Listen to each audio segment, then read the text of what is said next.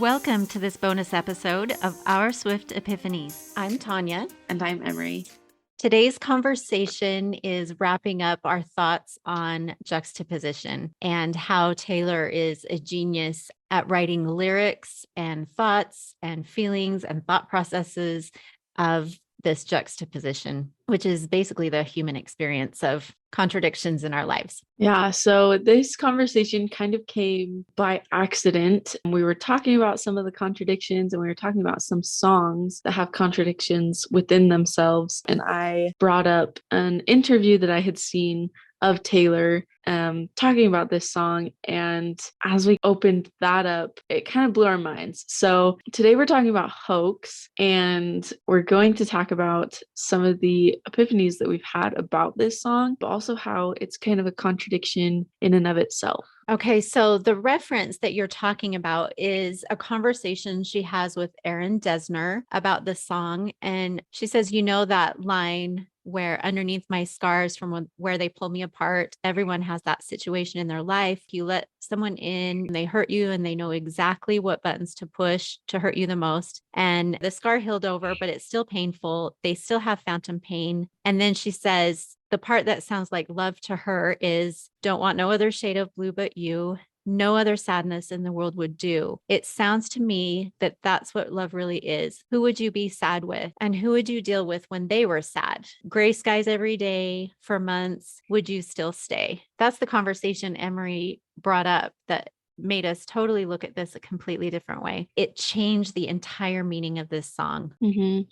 So this is, in a sense, a love song. And she mentions specifically, don't want no other shade of blue but you. No other sadness in the world would do. This is real, true love. When you find the only person that you want to be sad with, that you're okay being vulnerable and blue with, and finding that person that can hurt you, but still be your comfort when they hurt you. And so we kind of talked about this and how this song could mean multiple things to multiple people, but that was a point of view that we hadn't seen before until Taylor mentioned it. Right. My original thought was that it was a relationship that was unhealthy and that it was kind of a trapped relationship, that the relationship consisted of deception and confusion and kind of this falsification of feelings and thoughts and relationship status. I kind of had similar first impressions of this song. I felt like it was a morally gray relationship.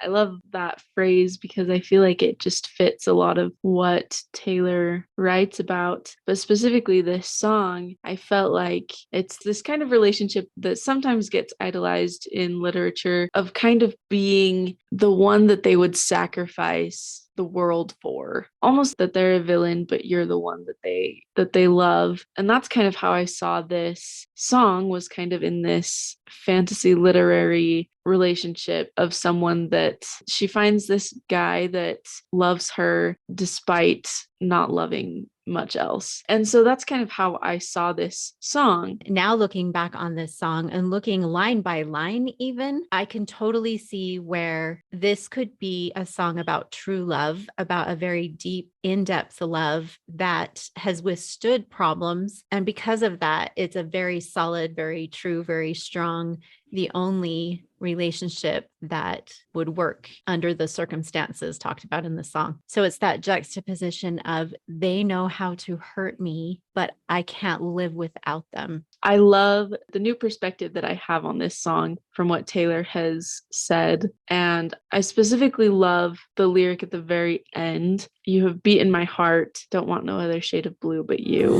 You have beaten my heart,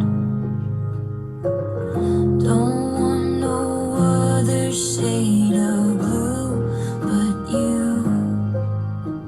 And I love this sentiment of no matter how many times you break my heart, you're the one. Just simply that. They're still the one that you want to comfort you when your heart is broken, even if they did the breaking. You get into this space where you would follow this person anywhere. There's a hoax that you're willing to believe. There's someone you're willing to believe in no matter what they say or how much they hurt you.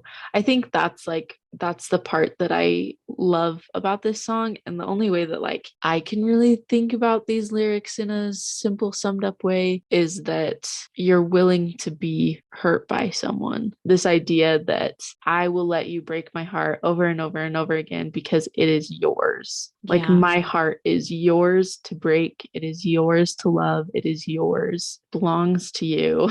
I think it's a beautiful song looked at from that view. And I still think it could be looked at in the other ways. I think that's why it's a beautiful contradiction of itself and part of that human experience of two people maybe seeing the same thing in very different ways. But I love the new view I have on it. Yeah. In my previous view of it, it was kind of this listing of all of the ways that the relationship wasn't working and all of the ways that she was hurt, deceived, or mistreated. And so I thought of that as kind of this list. Here are all of those reasons. But now looking back, it's much more murky. The meaning of these phrases and these sentiments, some of them can be viewed as positive when before I saw them as completely negative, just depending on which way you look at it. For instance, my kingdom come undone.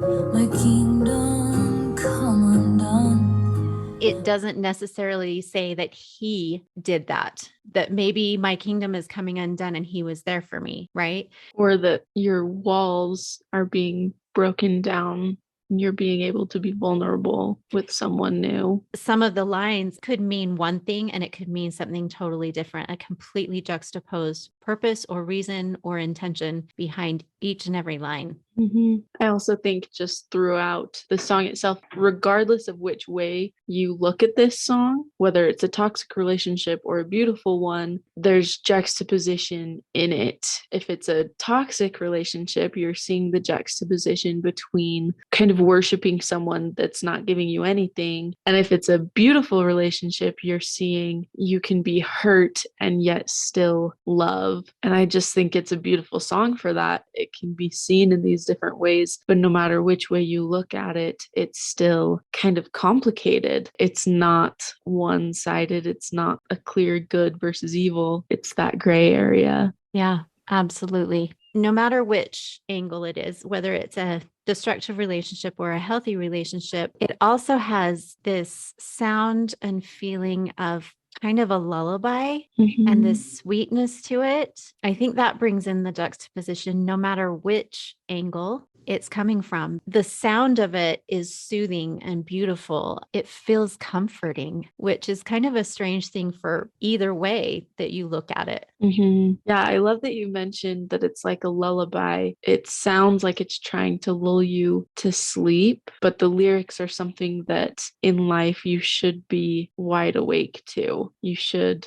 kind of have those open eyes to see whether you're in a toxic relationship or not. And in a way, I think that's kind of the beauty of the song and the music behind it, because there's this sense of lulling into false security in a toxic relationship or lulling into safe security in a healthy one. So it's kind of interesting, this lovely sound for these deep emotions. So I always like to look up words and look up the definitions of things because hoax, it's a very interesting word. A hoax means a humorous or malicious deception. A hoax is a widely publicized falsehood, so fashioned as to invite reflexive, unthinking acceptance by the greatest number of people of the most varied social identities and of the highest possible social pretensions to gull its victims into putting up the highest possible social currency in support of the hoax.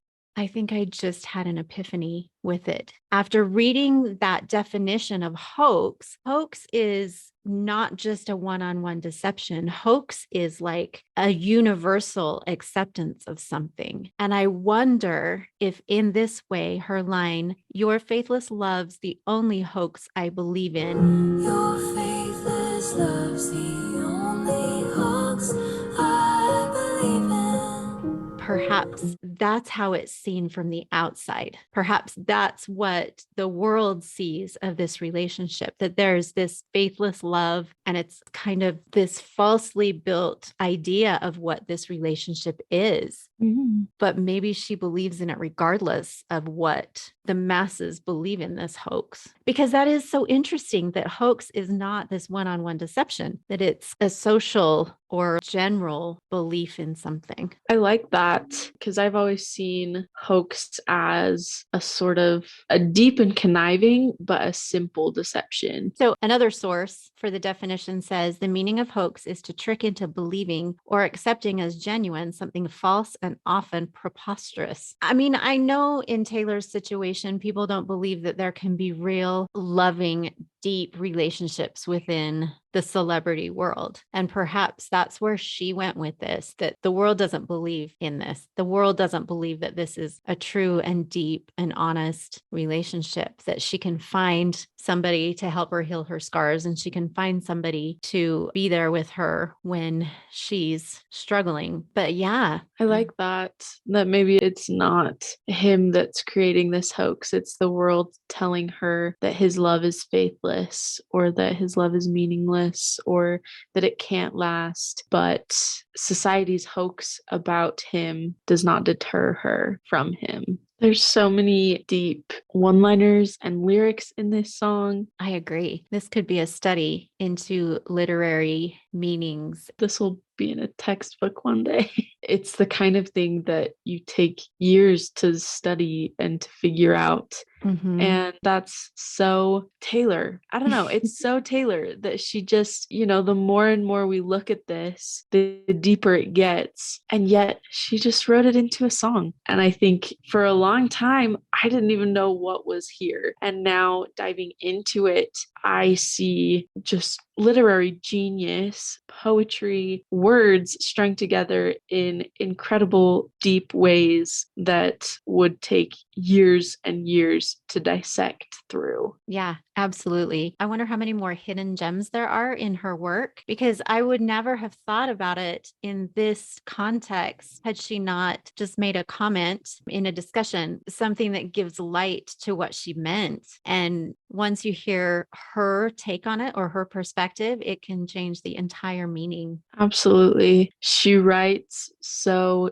human, but it's with the depth that I don't think many other humans have. But she writes such beautiful metaphors of human nature. And the idea that everyone that listens to this song could have a different view of some of these lines or the song as a whole is mind baffling. They're just words, and you would think that they would mean one thing, that they would mean what she wrote them to mean, and yet they don't. They mean more to some people, and they mean different to other people. And it can mean something different at different times too. And we had talked about that during this whole juxtaposition conversation, that we can see something one way in one moment, and the next moment, depending on our experiences or the perspective or the angle we're looking at it, we can see it in a totally different way. That's the human experience. That's what we do every day. Exactly. And how crazy is it that she's so good at it? Yeah. Yeah, truly. There's no one else that I think could do this. No, especially a song like this. Like, she has so many different layers and different levels of this literary genius. And now, after looking at it this way, this has become one of the most deep songs of Taylor's to me. This is one of the big ones. This is a literary work of art. I agree. We could talk about this song for hours and hours and dissect every line, but we won't. Yeah, but at least we've given you the opportunity to look at things a little bit different, come at it at a different angle, and understand it a little differently. We hope that you guys have enjoyed listening, and hopefully you've had an epiphany or two of your own. We love this song, and we feel like it's a great transition into what our next episode is going to be about. We've thought about healthy relationships, and we want to look into that a little bit more, and what songs we can look at for inspiration for those healthy relationships. So tune in on Tuesday for the next episode of Our Swift Epiphanies, where we share these healthy relationships through Taylor Swift's music. Thanks for listening to this bonus episode of Our Swift Epiphanies. Follow us on social media at Our Swift Epiphanies for behind the scenes and bonus content, and subscribe to our YouTube channel for exclusive video content.